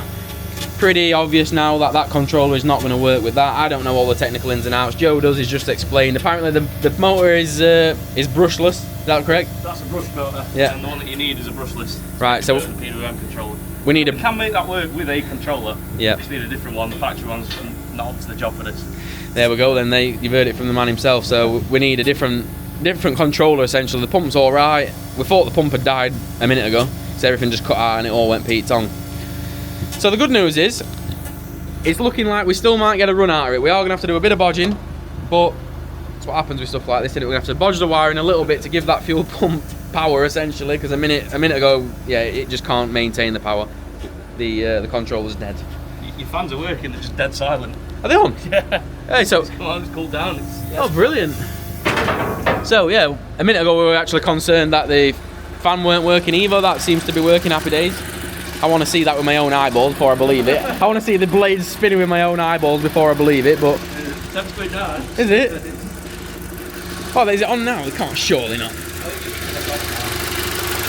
No, not on yet. So, it's all problems to start with, but we're hoping, fingers crossed, we might actually get some runs out of this on dyno shortly. We'll see. We're going to get this podged up and I'll come back to you all. I don't know, I'm smiling more. After its track record now, I'm more scared now than earlier. I actually had confidence more. I thought, oh no, it's going to be a good day now. Now I'm thinking, oh, could happen here. Oh, could happen. Can see you both sat there talking about it. Boom.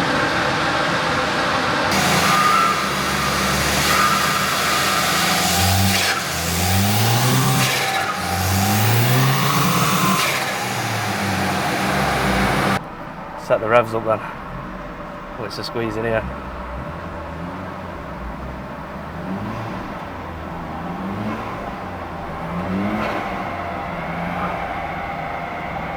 Intake sounds well on here. Doesn't it? Right, there's some positive fuel trims now, that's a bit weird. Not too surprising, but it's got control. You haven't got a rev counter, so you're not going to know. I know, it's all on here. You need an hard cut limiter mapping in so we know where rev limiter is. Oh, I can do that, that's no problem. Right, give it a first run then. Are you ready? Oh, I'm scared. I'm scared. Pray for us, people. God knows what's going to happen here. Might make a run, something might break. Who knows? There we go. Oh God.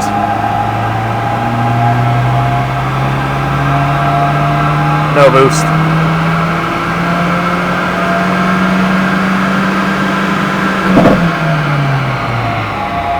No boost whatsoever.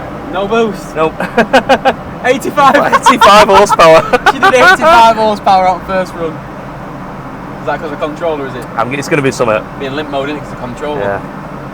Let's have a look, see what I'm moaning about. It definitely had boost when you took it for its first drive, didn't it? We had boost when I drove it up road, so. Signal line for fuel pump Signal too electrics. low for fuel pump controller.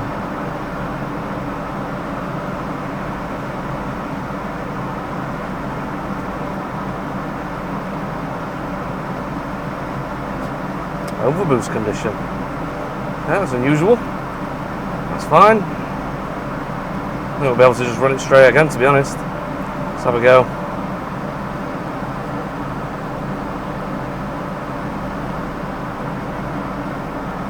So we've got 85 to beat. Shouldn't be difficult. If it gives us any boost controller, it'll definitely beat that.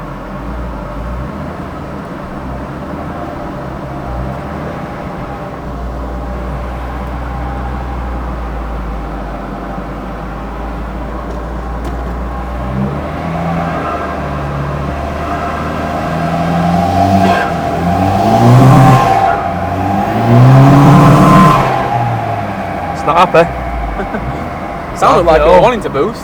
Oh, it'll definitely make it boost. We've got an issue of wheel spin and something else backfiring a little bit. So have a quick look at the log, see what it did. I'm hoping we get at least one clean run. I know, I will. It's just fucking fighting us the whole way this car. Fighting us, yeah, big time. Okay, I've got no fuel. No fuel. No fuel. You can hear it starting to make noise again now. It's fuel pump controller again, giving us grief. I don't know if it's the high pressure pump side, to be honest with you. What we'll have to do is another very careful run. Yeah. We'll log both the high pressure pump and the low pressure pump, see which one's giving us the problem. So no fuel, in case you're ever wondering, is probably the most dangerous thing in the world. When you're on load like that, running a petrol engine lean, get dirt, bang.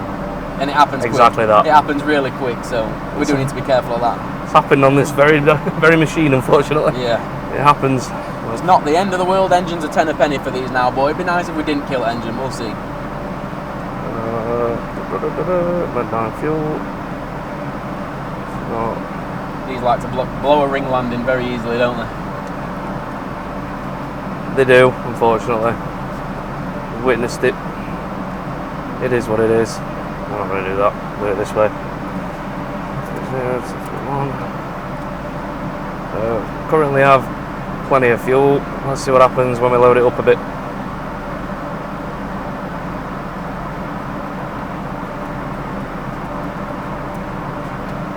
It felt like it was wheel spinning. It definitely was. Yeah. But then it was sort of holding back as soon as it sort of gained traction. So we're only at 300 newton meters and 140 horsepower, so something ain't right.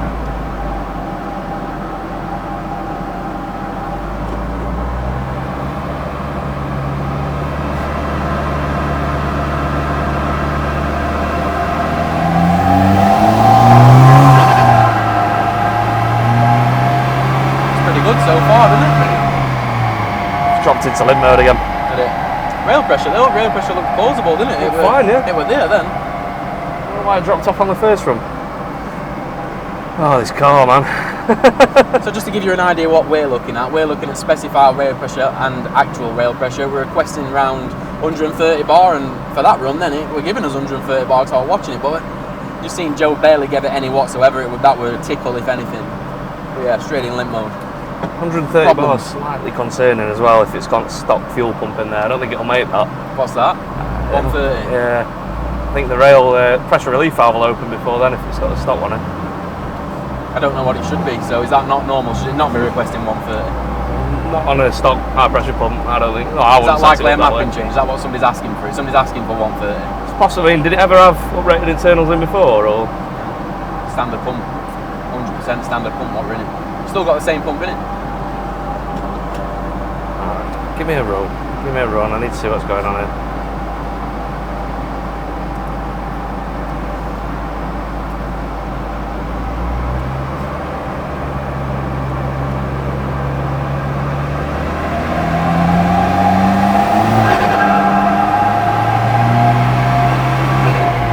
It's dropping into limp mode. It's very happy about this boost pressure for some reason.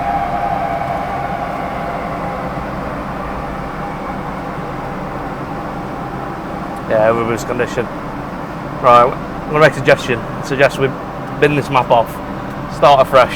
Do what you got to do, Joe. Do what you got to do. I mean, at this point, it'd be wise to probably just drop a stock file on there, won't it? See if it actually behaves in stock form. I think so. Was that an aborted run? Yeah. Numerous. Yes. It's not going very well, Jack. No, I think 145 were top. Yeah. We had to abort it though. 320D's quicker. Yeah, transit will be quicker. We'll It's either going into limp mode or wheel spinning. 320D's going to There's gas. sort of no in between. It's got like a whiskey throttle map in there.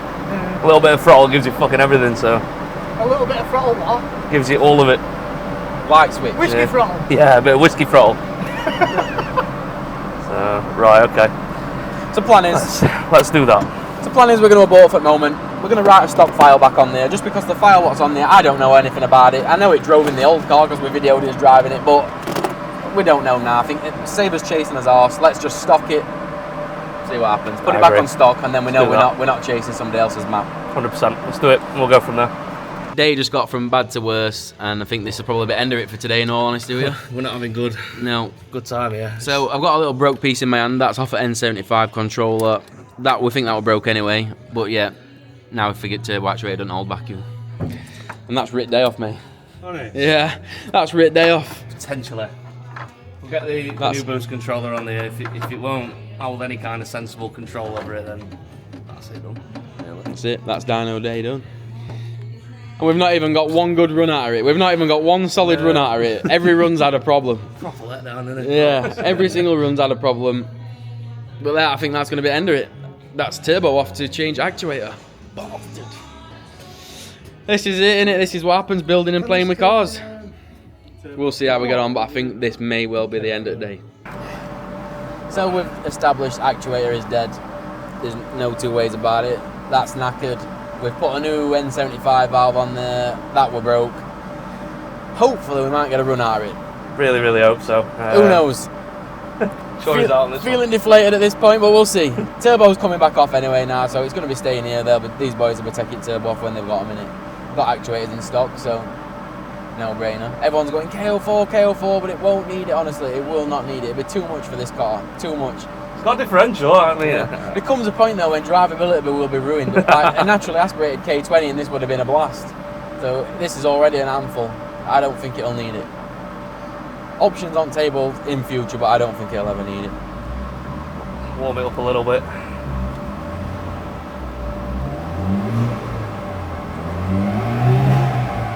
Already seems better.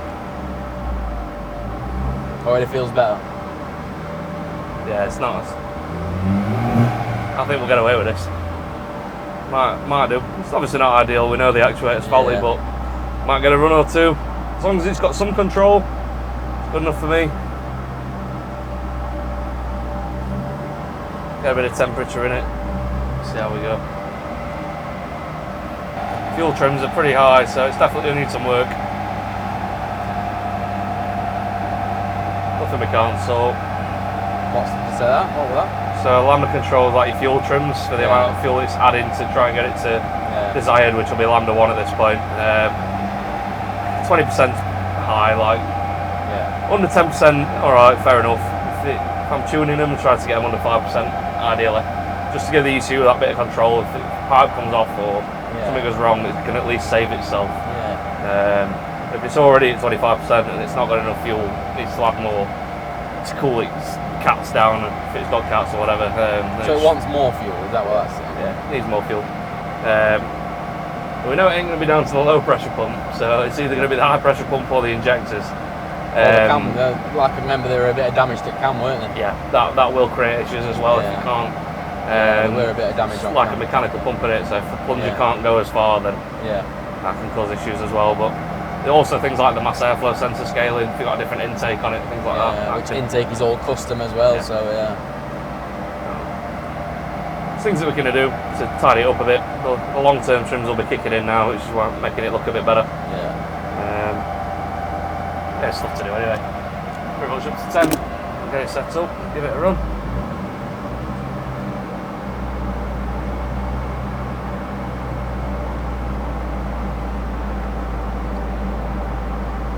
Is it going to be third time lucky? Are we going to get a clean run? Who knows? I really hope so, Who knows? I really hope so.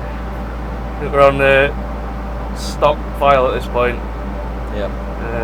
We'll see if it will behave.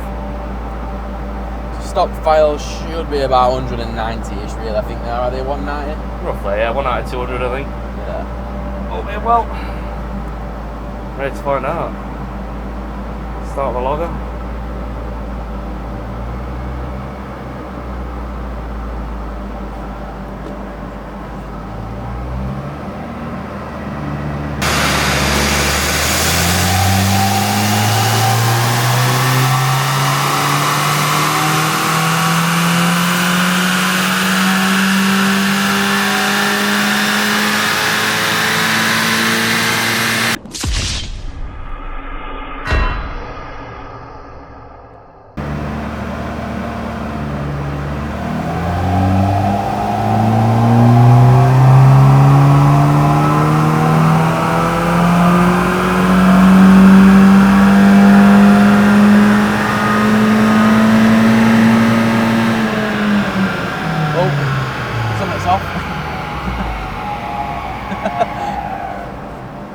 We got a run, but something popped off. We'll call it there. That smells like coolant. It does. That smells like coolant. Oh no. Oh no, a mess on dyno. Oh no. These are the worst. We got a run out of it though. It made a run. I mean, with 214 horsepower. 214 meant better than stock. We got a run, and now it's broke again. Oh my god. That just pretty much sums up how this day's gone, doesn't it? This day's been a disaster, right? Let's get out and see what mess we've just made here, because probably a bad one. What's dyno clean charge? I mean, do it yourself, it's free. Customers, it's 200 quid.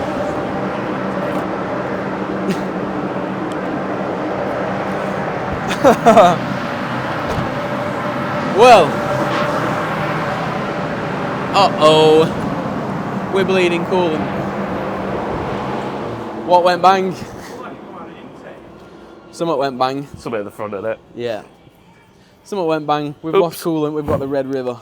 It made a pull though. It made 215 horsepower on a stock file. Fuck. About right, to be fair. It's got intake, it's got an exhaust, it's got a low pressure pump. So, Extra 15 horsepower, probably about right. Something's bleeding though. Yep. Annoyingly. Made a mess all over dyno. Look, the Red Sea is just currently running out from underneath. We better get a light. Yeah. Like it come like a big proper stroke out. Yeah, it did. Great bad. It came down here, didn't it? Yeah. It's got on the wheels, I know that, 'cause it started fucking moving all over. Covered my mic. Covered my mic in coolant. That was the first clean run that we've had. Apart from that, So what's after? it's everywhere. Gearbox there. It's everywhere. We need a light.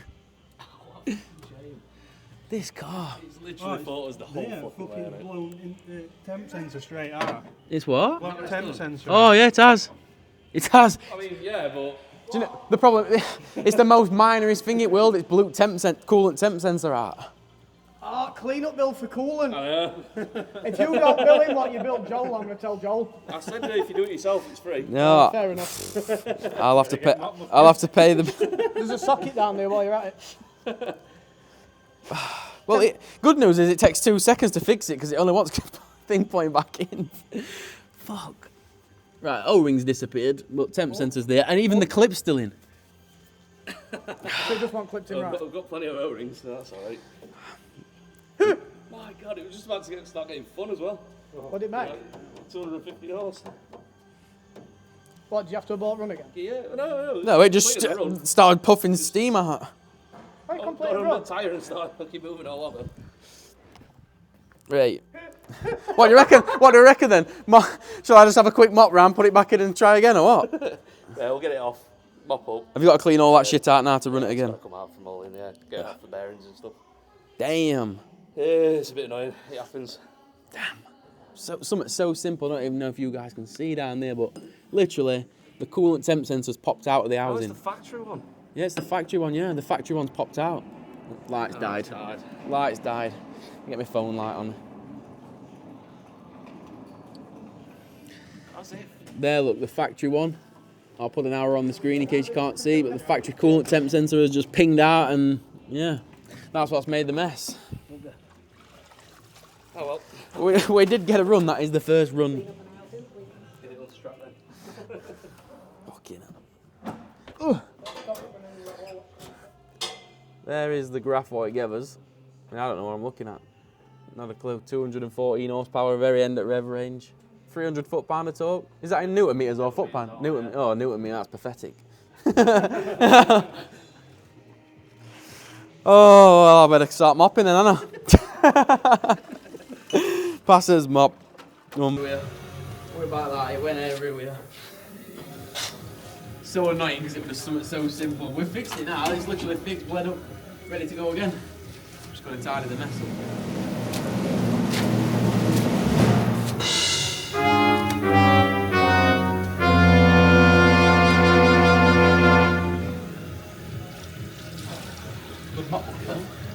So this is the 4th run of the day. Please don't fuck me for a 4th time today. Please. Please, just give us a clean run. We're all getting a bit tired now. We just need it done. Yeah. Oh. His feet kicking down up fan.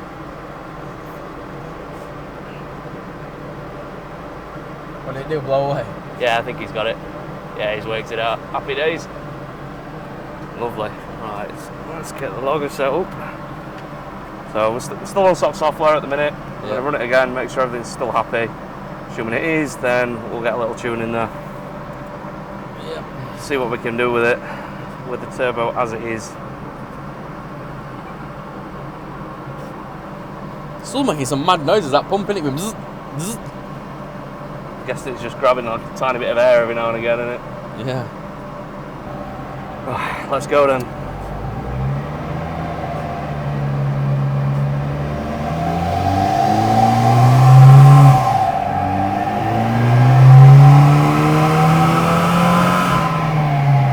Spinning its wheels now. What happened there? Typical, isn't it? What happened? Spinning wheels. Is it? Still be covered in coolant, I'm guessing. Damn it. Might start to grip.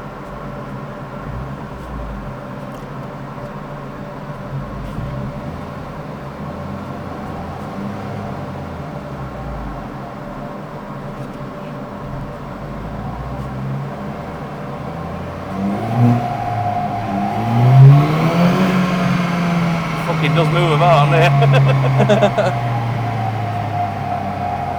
Not the nicest thing to strap down, to be honest. There's not much wishbone to grab hold of. No.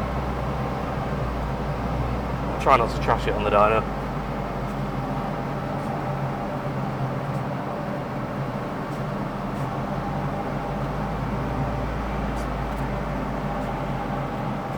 Stuff like this is never easy. I want to say to people when they come for tunes, you can wait if you want, but it might take all day. Yeah, it's not just a quick drive it on, run it, off you go sort of thing. Especially something like this when it's a conversion. Can become a little bit tricky, but it's part of the job.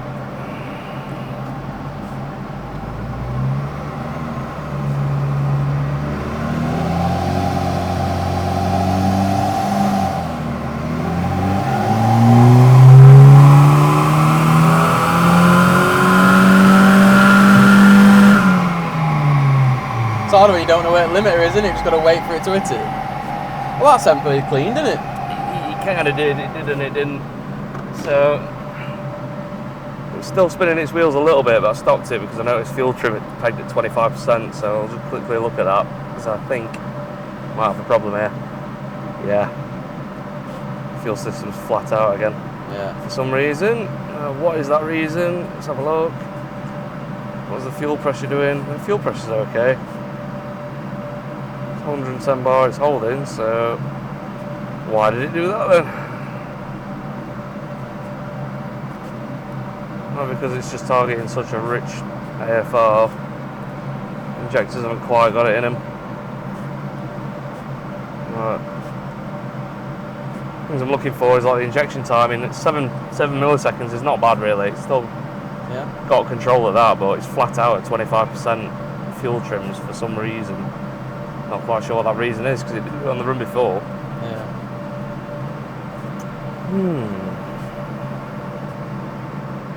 What did it? Oh yeah, it did. Yeah, it did. Didn't do it on the run before when we recorded it, but when we just tried to do it then it started spinning the wheels, it did it then, so I don't know why. Why is it behaving differently now to how it was before the coolant pipe incident? Fuel pressure's fine. Boost's not excessive, it's still at 800 millibar, it's not even a bar. Yeah. So I don't know. There's the answer to that. We know low pressure's fine. Lambda sensor. Vehicle speed sensor. Vehicle speed sensor, that crank sensor? No, it'll be looking for a signal from the ABS module, which isn't there. Oh, right, to tell it the speed. Yeah, fair enough. The lambda sensor's two options there. So I have put the wiring in, so you have the provision to fit the secondary lambda sensor if you want, or we can remove it from the software. If it's making it pull fuel trim, it's not really needed, is it, to be honest? Isn't it in? It's not really. You can run it without it and it will be fine. With it in place, it will check the other lambda sensor against it, so it's sort of like allow it to sort of test itself against the initial one, but the primary lambdas don't fail that often on these. You can do away with it if you haven't got the space, but if you want to fit one, the wiring's there. It's entirely up to you, really. Open to your suggestion, really. I'll follow your lead. If you think we can get away without it, then do without it, Get away without it. Is that what's making fuel trim, that?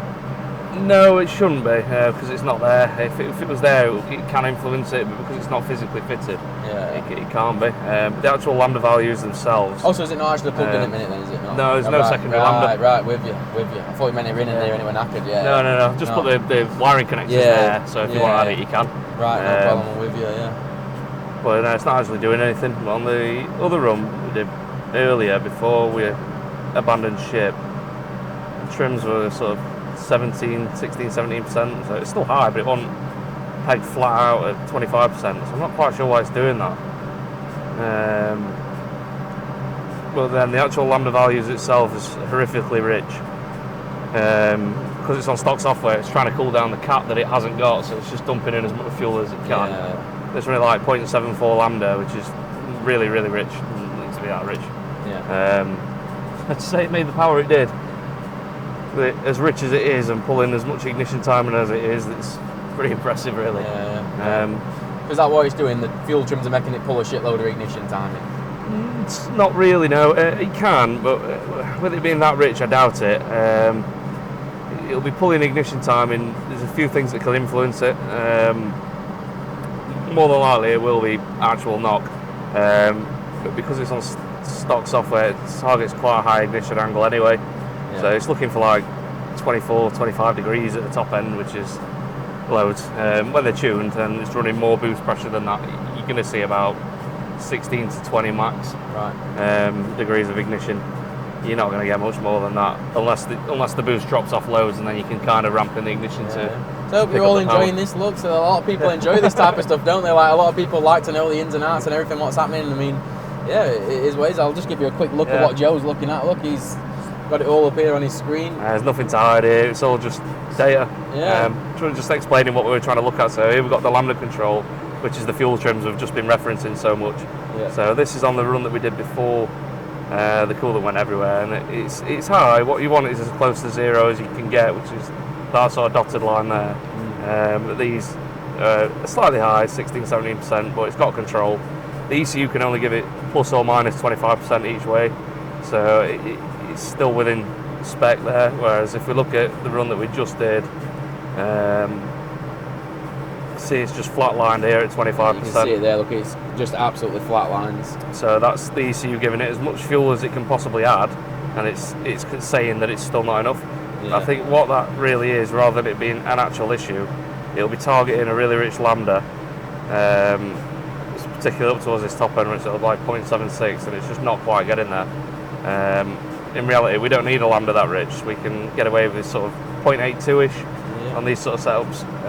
So once we lean it out, that gives the fuel system a bit more scope, so it should be able to add enough to compensate for what it needs to do.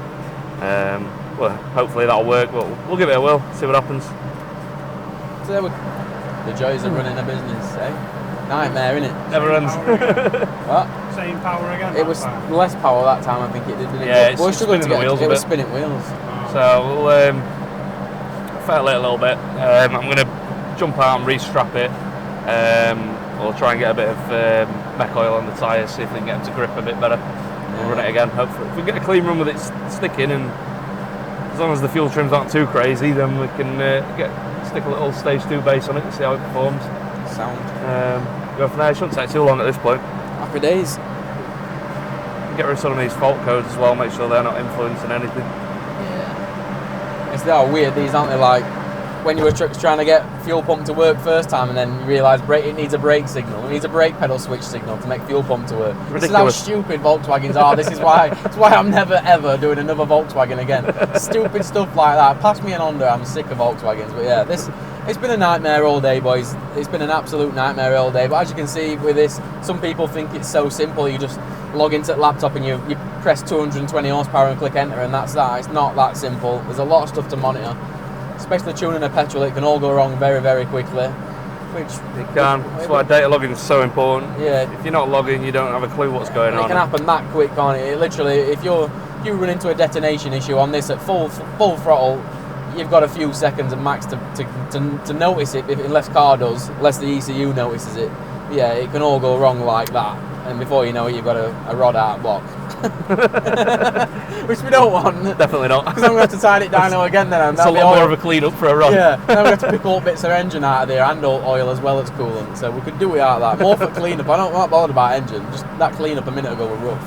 Scooping all that coolant out, all nuts and crannies of that covered in grease. Weren't nice, but it is what it is.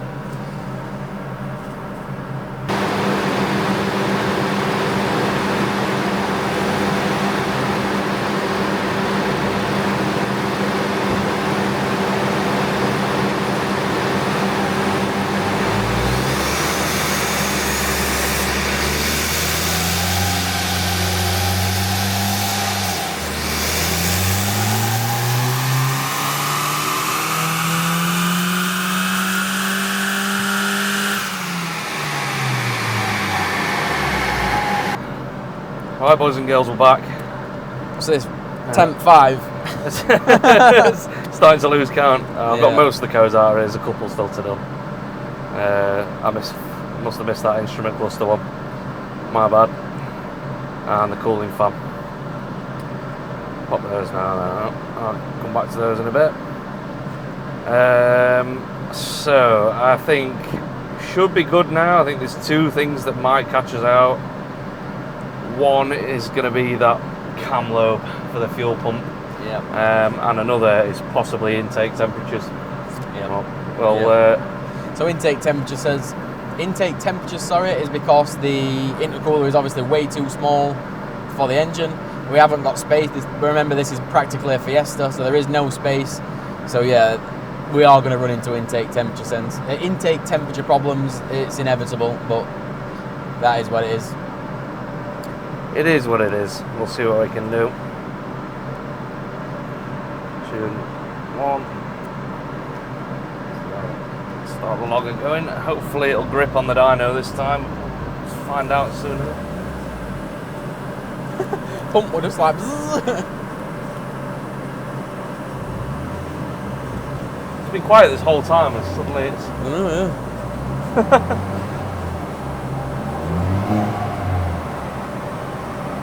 Oh, it does walk around. Alright, let's see what we can do.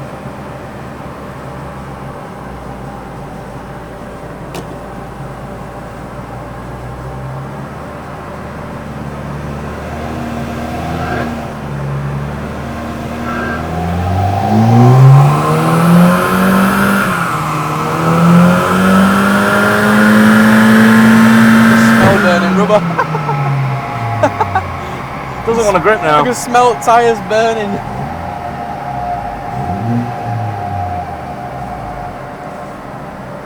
It's typical, isn't it? Yeah. Typical. When it's set all lovely, and one little coolant leak, we're back to square one.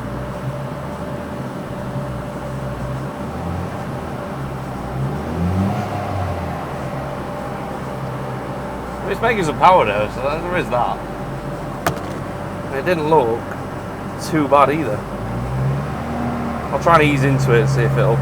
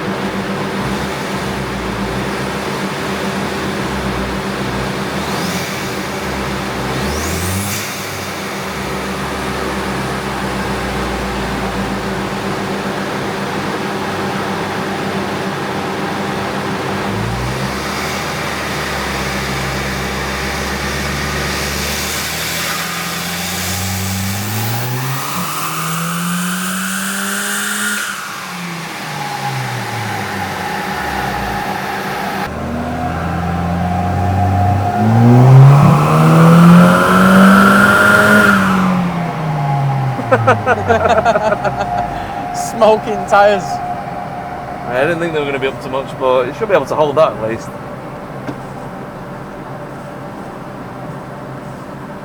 Why is it with this car, Nate? Honestly, everything we do is one step forward, two steps back. Fuel trim's any different? Or? Yeah, loads better. Alright. Loads better, yeah. It feels better. I mean, we're not even driving it, it just seems to rev up cleaner. Yeah. The math scale's a lot better now. Is this still stock file, this, or? No, so it's got my tune file on it. Alright, fair enough. Stage 2 base, so it's stock ignition timing because we were getting quite a lot of pull. Yeah. Part of that timing pull maybe because of the intake temps, to be fair. Yeah. I need to log it to find out, but we need to get a run out of it to be able to do that. But trims, they need work. Pings up to 18%, but then it does start falling back down again. Injection timing is pretty high, to be fair. I think we're at the limit of that. Let's have a look.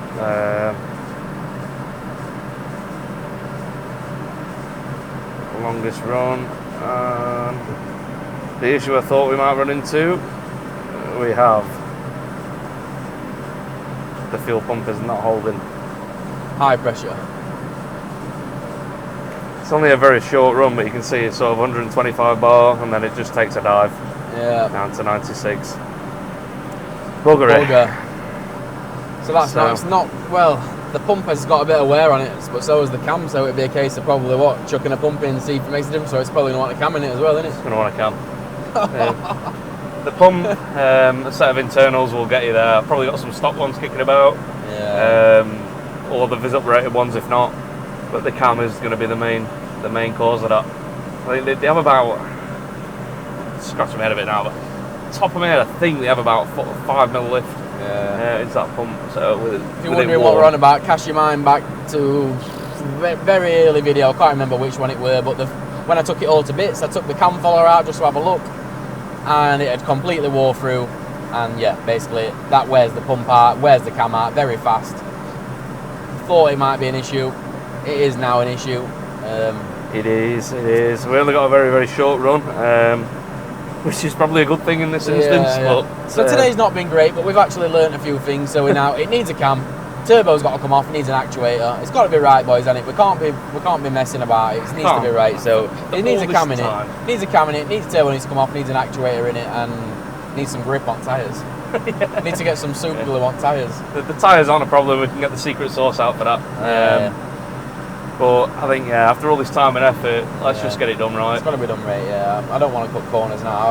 I'm way too past. I'm past that. Right, so today's not been a fail, boys. We're going to wrap this video up there. Big thanks to Joe at JBM again, and Jack, and the other boys who work here. They put a lot of time and effort into this, and we're going to wrap this video up here. It is a runner. It runs, it drives just about. The shaft's back together again. To be continued, I think, isn't it? It's to be continued, innit? We're going to leave that there on a cliffhanger as to be continued. Next time we see it, it will have turbo actuator problem will be sorted. It'll have a camshaft in it, and hopefully, we'll be able to make some good numbers out of it on Dyno. I'm pretty confident we will.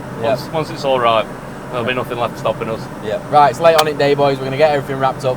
Peace out. We'll see you in the next video. Well, guys, if you stuck along this far, thank you very much. That was one crazy episode with many ups, many downs, but I'd just like to take a moment again to say massive thank you to JBM Performance. Those guys have done me a solid. They've put so much work into that car. They've got it to what it is at the moment, but don't think it's going to end there. Next time we see this car, we'll be back at JBM again, and this time we'll be back with a bang.